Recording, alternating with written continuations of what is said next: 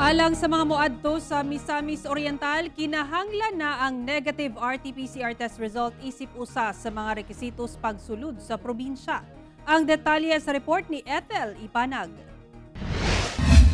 Base sa gipagawas nga bagong executive order ni Misamis Oriental Governor Bambi Imano, kinahanglan magpresenta og negative RT-PCR test result ang mga returning OFW, locally stranded individuals nga mosulod sa probinsya ug mga turista nga mobisita gawas sa Region 10. When you get to the municipality or city, it's the LGU now nga mokuan sa imuha.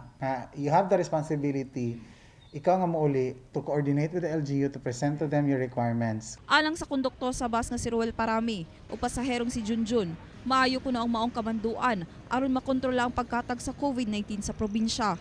Importante man gyud na kay ug mag-positive na sila na daghan na pong mahadlok masilingan sila. Dapat kinahanglan gyud nga negative. Importante man na para may balaan kung positive o negative sila. Apan alang sa mga nagpuyo sulod sa probinsya, gipahimangnuan gihapon silang mag-amping ug mosunod sa guidelines kontra COVID-19 kung mobiyahe sa mga lungsod nga sakop sa Region 10.